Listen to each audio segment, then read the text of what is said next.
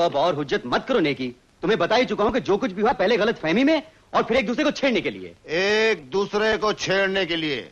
फिर इस तीसरे आदमी को उल्लू बनाने की क्या जरूरत थी? तुमसे छेड़छाड़ नहीं थी बेवकूफ, मुझे जलाने के लिए एक दिखावा था जिसे तुम गलत समझ बैठे हो। अजी स्त्रिया चरित्र को तुम क्या समझोगे भाया?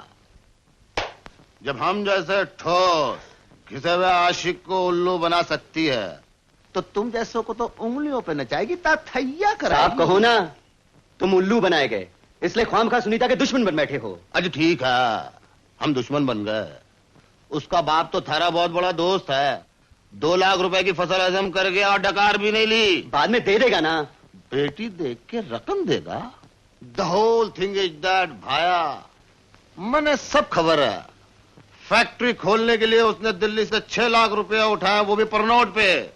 करो शादी, दहेज में परनोट ही आएंगे, भरो 6 लाख। बकुमत ने की, पिताजी के दोस्त हैं वो, ऐसा नीचपन वो कभी नहीं करेंगे। अजी हम उन जैसे उच्च लोगों को अच्छी तरह से जानते हैं कि वो कितने नीचे हैं। बंबई के हुस्न बाजार में एक ढूंढो 1000 मिलते हैं। फर्क सिर्फ इतना है कि वो लोग अपनी बेटी को छोड़कर दूसरों की बेटी बेचते हैं और ये साला तो अपनी बेटी बेच रहा है। भाया, सच्ची बात कड़वी लगी क्या? सुनो नेकी, आज तक मैं तुम्हें अपना भाई समझता रहा हूं, बहुत कुछ सह लेता हूं मैं तुमसे। अपनी होने वाली पत्नी और उसके पिता का अपमान मैं नहीं सह सकता। फिर कभी बचपन की दोस्ती का फायदा उठाने की कोशिश न करना। अजी दोस्ती तो बचपन के साथ ही चली गई, अब तो आप हमारे मालिक हैं, हम आपके नौकर हैं। मालिक, अगर हमसे कुछ जास्ती हो गई तो ये गाल खाली है, एक थप्पड़ तुम भी लगा दो। तुझे किसी ने थप्पड़ मारा क्या? दोस्त ने नहीं, बल्कि दोस्ती ने, जो उसको भारी पड़ेगा। हेलो, कौन? ज्योति? हाँ, दीदी बड़ी परेशान है, बस रोई जाती है। पर क्यों? आपके दोस्त यहाँ आए थे, बड़ी ऐसी वैसी बातें सुना गए दीदी को। सुनीता से कहो कि मैं उसकी तरफ से माफी मांगता हूं, आइंदा नेकी कभी ऐसी बदतमीजी नहीं करेगा। हाँ, मैं जानता हूं कि बड़ा शक्की दिमाग है उसका, वो हर इंसान में अच्छाई कम और बुराई ज्यादा देखता है, लेकिन मैंने उसे हमेशा के लिए ठीक कर दिया है। हाँ, हाँ। वो हर इंसान में अच्छाई कम और बुराई ज्यादा देखता है, लेकिन मैं उसे हमेशा के लिए ठीक कर चुका हूं। अरे भाया, तूने नेकी राम का तो सिर्फ प्यार देखा, दुश्मनी नहीं देखी। भारी पड़ेगी नेकी राम की दुश्मनी, भारी पड़ेगी नेकी राम की दुश्मनी, भारी पड़ेगी नेकी राम की दुश्मनी।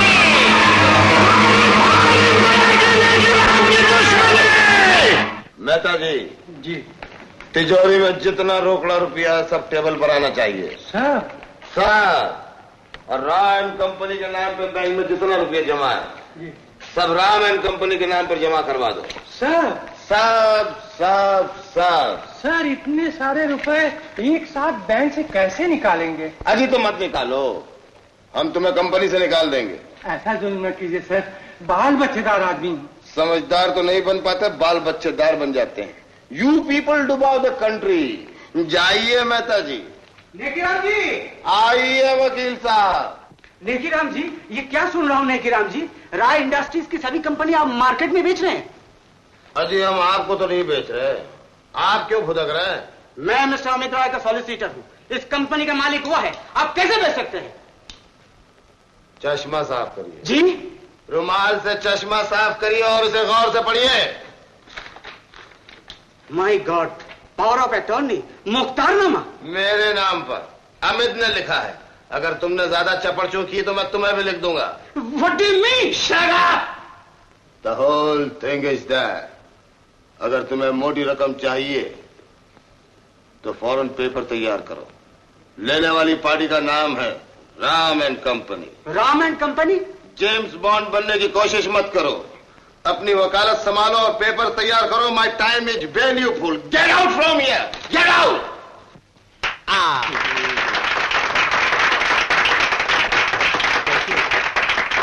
बैठो बैठो बच्चों, बैठो।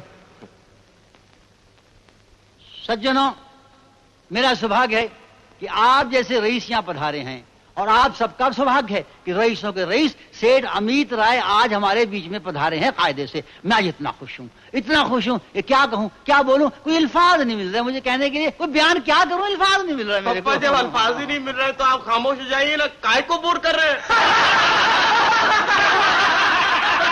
आप बुरा ना मनाइएगा, बरखुरदार शायद ठीक ही कहता है, मैं भला स्पीच भी देना क्या जानूं, और फिर आज की स्पीच तो सेठ अमित राय देंगे। मैं तो सिर्फ इतना ऐलान कर देना चाहता हूं कि रईस आजम सेठ अमित राय मेरे दामाद बनने वाले हैं।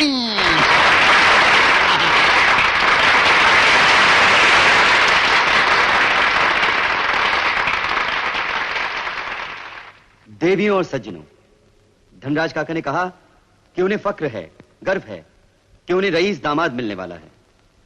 पर मेरी नजरों में रईस और धनवान होना कोई गर्व की बात नहीं। धन दौलत को चलती फिरती छाया कहा गया है, आज है तो कल नहीं। फक्र तो उस दौलत पे किया जाए जो कभी इंसान का साथ न छोड़े, और वो है सच्चाई और ईमान की दौलत, इंसानियत, दया और धर्म की दौलत। इंसान की सच्चाई, उसका कैरेक्टर उसकी सबसे बड़ी दौलत है।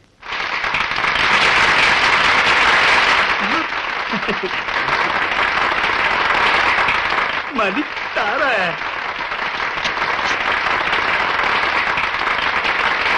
वो लोग रुपया तो जरूर हासिल कर लेते हैं, पर क्या लोगों के दिलों में जगह भी हासिल कर पाते हैं? अगर कर पाते तो पिछले इलेक्शन में जनता सिर्फ पूंजीपतियों को ही वोट देती और सारे पूंजीपति इलेक्शन जीत जाते और अपनी सरकार बनाते। पर आप जानते हैं कि ऐसा नहीं हुआ और हो भी नहीं सकता था, क्योंकि इंसान अपनी पूंजी अपने रुपयों के लिए नहीं, बल्कि अपने कैरेक्टर, अपनी इंसानियत के लिए माना जाता है। सीट का दिवाला निकल गया।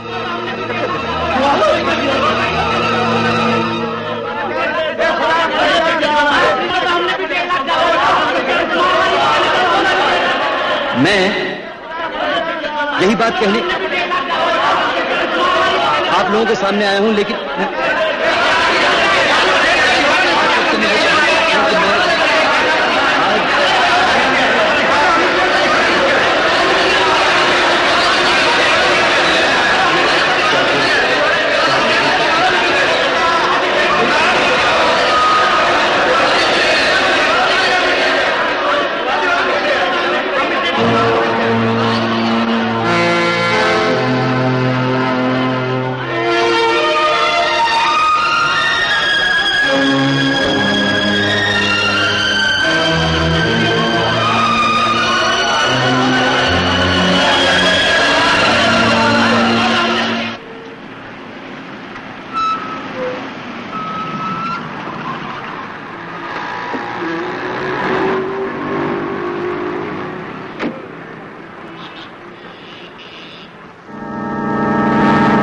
मजबूर था अमित राय जी। आपने जो पावर ऑफ अटर्नी नेकीराम जी के नाम पर लिख दिया था, मैं कुछ नहीं कर सका।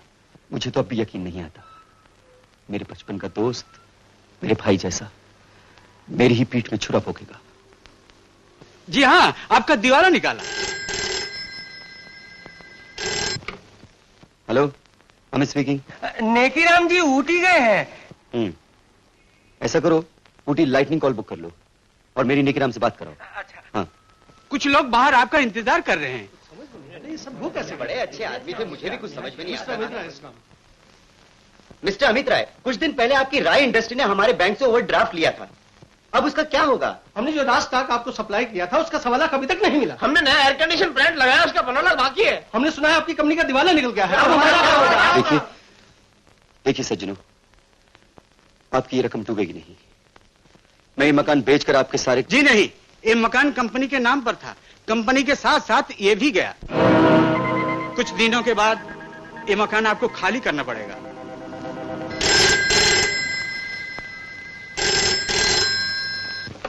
हेलो, या पुट मी ऑन। हाँ जी, मैं नेकीराम बोल रहा हूँ। हेलो हेलो नेकी, अरे भाया बोलो। नेकी, ये तुमने क्या किया? अजय हमने क्या किया? तुमने मुझे दिवालिया बना के रख दिया है नेकी। सारा कारोबार चौपट करने से पहले लाखों का कर्ज बढ़ा गए। ऐसा क्यों किया नेकी, तुमने क्यों? जब तुम मोहताज थे तो मैंने तुम्हें सहारा दिया था। तकाजे वाले मेरी जान को पड़े हैं, कैसे चुकाऊं? कहां से लाऊं लाखों की रकम? मुझे बोर मत कर, माय टाइम इज वैल्यूफुल।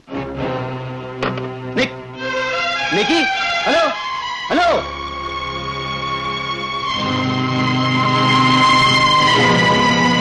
मेरी बात तो सुनिए, सच मानिए, अमित बंबई गया है। ओहो, बस कीजिए देवी, बस कीजिए। 5 दिन से आप यही राग अलाप रही हैं। अंदर जाकर उससे कह दो, आज तो हम मिलकर ही जाएंगे। अरे मुंह क्या देख रही हो, जाओ बोलो ना। जाओ। अब मैं आप लोगों को कैसे विश्वास दिलाऊं? ओह, मैं भगवान की सौगंध खाकर कहती हूँ, मेरा अमित अभी तक नहीं लौटा। अरे क्यों झूठी कसम खा रही हो? अरे आखिर एक दिन मरना है या नहीं? ऊपर जाकर खुदा को काला मुंह दिखाओगी क्या? बंद करो ये बकवास।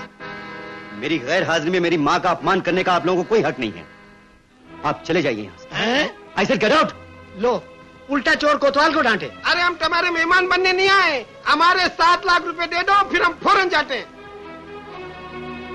7 लाख देते वक्त आपने ये भी तो कहा था, रकम भले डूब जाए आप मुझे कुछ नहीं कहेंगे। कब कहा था? सपने में सुना क्या? 7 लाख की रसीद रख छोड़ी है। क्यों जी? हाँ जी, हाँ बिल्कुल। ठीक है, मैं शाम तक आपको 2 लाख रुपए देने की कोशिश करूंगा। अरे और बाकी रकम का क्या होगा?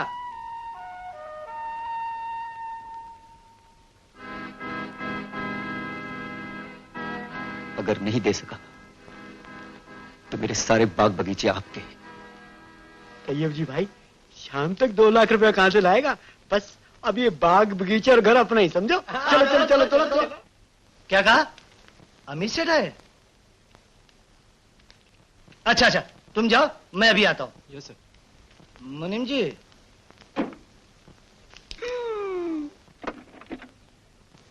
अमित सेठ आइए ना, अंदर आइए ना, आइए आइए, तशरीफ लाइए, आइए ना, बैठिए। कहिए, कैसे तकलीफ की आपने? आप तो जान चुके होंगे मेरा कारोबार टूट गया है। इस वक्त आप मेरी कुछ मदद। जरूर जरूर मुनीम जी, ये तो मेरा कर्तव्य है। क्या हो गया सेठ जी? तिजोरी में जितना रुपए है सब यहाँ ले आओ। जी कुछ भी नहीं है, सारा रोकड़ा तो माल खरीदने में चला गया और बैंक। हाँ हाँ, बैंक में से ले आइए। यही तो मैं कह रहा हूँ सेठ जी कि बैंक में कुछ भी नहीं रहा। कुछ भी नहीं? कुछ समझ में नहीं आता। बैंक में भी पैसे नहीं, अब कहां से ला कर दूं? कैसे करूं?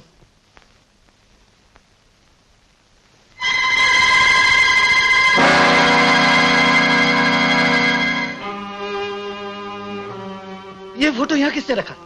बड़े बदतमीज है। मैंने दफ्तर साफ करने के लिए कहा था। इसका मतलब ये तो नहीं कि एक कीमती फोटो इस कचरे के डब्बे में रखा जाए। ये फोटो अब आपके लिए कीमती नहीं गोविंद सेठ, मेरे लिए कीमती यादगार है। आप जैसे बड़े लोग कभी मेरी इज्जत तो करते थे। नमस्ते। वो ताड़ गया है सेठ जी, हम लोग बहाना बना रहे हैं। अरे ताड़ने दो, पिंड छूटेगा। वो अब यहां कभी ना आएगा। बरखुरदार, मुझे बिल्कुल इनकार नहीं है कि मैंने फसल के 2 लाख रुपए देने का वादा किया था, जरूर किया था, मगर अगले वर्ष कायदे से। मेरी मजबूरी ना होती काका तो अगले बरस क्या मैं आपसे सारी जिंदगी नहीं मांगता। मुझे अपना घर बचाना है, वरना माँ और बहन के सर पे छप्पर भी नहीं रहेगा। क्यों नहीं रहेगा? झोंपड़ों पे भी तो छप्पर होता है। क्या? अरे भाई, तुम इतने भी तो गए गुजरे नहीं हो कि तुम्हें झोंपड़ा भी ना मिल सके। अपनी माँ को वहीं ले जाओ। क्या आप ये पसंद करेंगे कि आपकी बेटी भी जाकर झोपड़ों में रहे? नहीं नहीं नहीं, मैं बिल्कुल पसंद नहीं करूंगा। भगवान का शुक्र है कि तुम दोनों की शादी नहीं हुई थी, सिर्फ सगाई का ऐलान हुआ था। और बरखुरदार, मैं अब वो सगाई तोड़ रहा हूँ। डैडी! सुनीता, बच्ची हर बात में दखल नहीं दिया करते कायदे से। डैडी, एक मिनट। नहीं, अंदर जाओ, डैडी! अंदर जाओ जी। डैडी!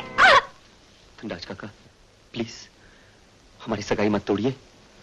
मैं आपकी बेटी को ब्याह कर झोपड़ी में नहीं ले जाऊंगा। मेरे पास जब फिर से जायदाद होगी, गाड़ियां, नौकर चाकर होंगे, तब शादी कीजिएगा। हाँ, सपने देखना छोड़ो।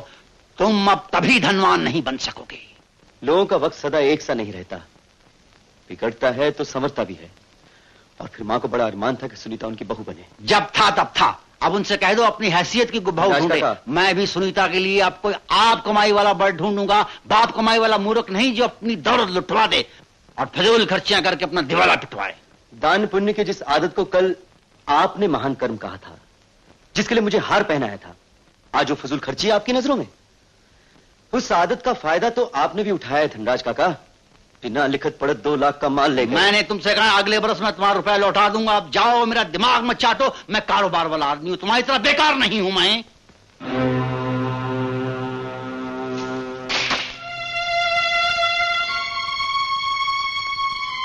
अमित सुनो, ये रखो। क्या है इसमें? कुछ रुपया है और बाकी जेवरत है। माँ अपने दहेज में लाई थी और मेरे लिए छोड़ गई। तुम्हारे इस वक्त पर काम आ जाएंगे। ये दीदा दलेरी, अपने मतलब के लिए मेरे घर में आकर मेरी बेटी को चोरी करना सिखलाते हो? यही कैरेक्टर तुम्हारा? मुझे गुमान भी नहीं था कि तुम इस तरह की होश से निकलोगे। डैडी, इन्हें कुछ मत कहिए, मैं अपनी मर्जी से। तुम चुप रहो, तुम इसके बहकावे में आ गई हो। देखो मिस्टर, चले जाओ यहाँ से और दोबारा इस घर में कदम रखा तुम्हारे लिए अच्छा नहीं होगा। जाओ जाओ जाओ। नहीं डैडी। हाँ, तू कहाँ चली? छोड़ दो डैडी। क्या? अरे पगली हो गई है क्या? डैडी, चल अमित, डैडी चल, छोड़ दीजिए। चल, चल।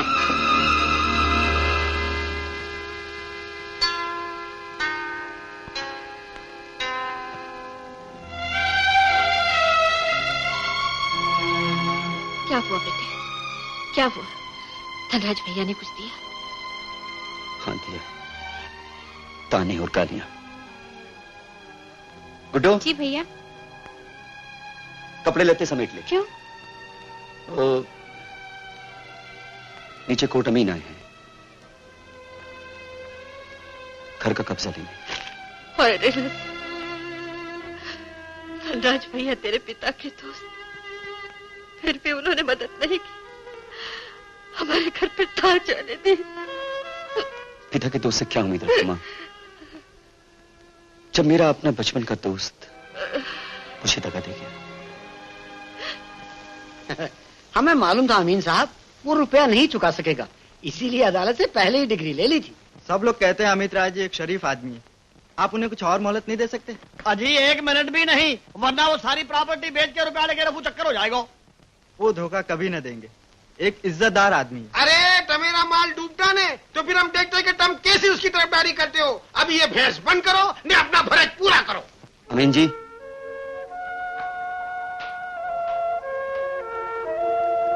आप डिग्री एग्जीक्यूट कीजिए, मकान हाजिर है। अजी मकान तो कुल 1.5 लाख रुपए का है, बाकी नकदी क्या इन 2 सूट केसों में छुपा कर ले जा रहे हो? इनमें हमारे पहनने के कपड़े लगते हैं। हम कैसे यकीन करें अमीन साहब? अरे तुम सब छोड़ो, इसकी तलाशी ले लो ना। कहाँ तलाशी लो? माफ कीजिएगा अमित राय जी। लीजिए। हैं? ये क्या? अरे देखा क्या कहा था मैंने, इसमें जेवरात है। सोना सोना चुरा के ले जा रहे थे। की बात है। ये सब माँ के पुराने जेवरात हैं जो दहेज में मिले थे। स्त्री धन आप लोग कैसे ले सकते हैं? अच्छा, स्त्री धन देते हुए तुम्हें तकलीफ हो रही है? और मर्दों का माल खाते हुए तुम्हारे भाई को शर्म नहीं आई? इस घर की हर चीज पे हमने कुर्की ली है। गुड्डो, ला दे मुझे और निकाल अपने गले का हार। ये लीजिए, ये लीजिए, इसमें कुछ हीरे, ये भी ले लीजिए, ये भी ले लीजिए। ये कीमती साड़ी है, इसमें कुछ आपको चांदी मिलेगी और इसमें आपको सोना मिलेगा। अमीन जी, ये कुछ सादे कपड़े हैं, ये ले जा सकते हैं? जी।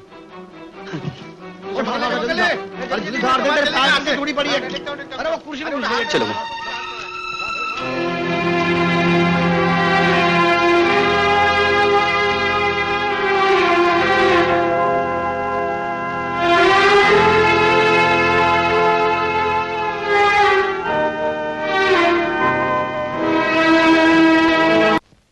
ठीक है, ये बंगला हमारे तुम्हारे नाम जरूर है, पर अपन इसके टुकड़े करके बांट भी तो नहीं सकते ना यार। तैयब जी भाई, बंगला बिके तो रकम बांट ले, मगर बिके तो जाने क्यों नहीं बिकता? अजी बिके कैसे? खबर फैल चुकी है कि ये बंगला मनहूस है। जो इस बंगले में रहता है उसका दीवाना निकल जाता है। न जाने किसने ये खबर उड़ा दी है। अजी उस हवाबाज को नाम नेकी राम है। तू बंगलो मनहूस है, ये हवा फैलाने के लिए 6 दलालों को 500 रुपया रोकड़ा दिया है। पर क्यों?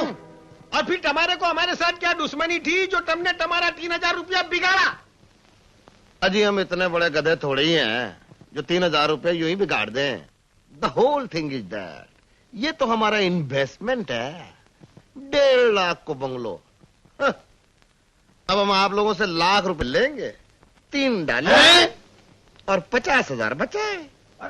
पक्का गुरु घंटाल है? अजी गुरु कहिए, घंटाल तो आप लोग हैं। पर 1 लाख रुपए में हम ये बंगला कभी नहीं बेचेंगे, हरगिज नहीं बेचेंगे। थारे बाप को भी देना पड़ेगा। अमित ने 7 लाख रुपए की रसीद तुम लोगों को दी है, लेकिन वो चेक 7 लाख रुपए के मैंने तुम लोगों से लिए हैं और अपने धंधे में लगा दिए हैं। The whole thing is that. ये कागज पढ़ो, उस 7 लाख पर 35% नफा चालू है। नफा चालू है? महाराज ये तो आपने समाचार सुना दिया महाराज। बैठिए महाराज वो 35% नफा मिलता रहेगा ना? सिगरेट के लिए एस्ट्रे इसमें डाल दो। अजी नफा क्यों? वो जो अमित की प्रॉपर्टी लेकर आप लोगों ने 7 लाख वसूल किया, उसका क्या? देखिए, हम ये बंगला आपको 1 लाख रुपए में देने के लिए तैयार है। ठीक है, अमित की बाकी की जायदाद 4 लाख में। मंजूर बोला ना? मंजूर। मंजूर है। तो फिर आज के बाद में हम जो कहें तुम लोगों को वही करना होगा। करेंगे। ये लो जी, लेकिन 35% नफा मिलता रहेगा ना? हाँ, जुबान का आदमी है, सच्चा आदमी, जो बोलता है वही करेगा। तू बिल्कुल अच्छा है, बहुत अच्छा आदमी।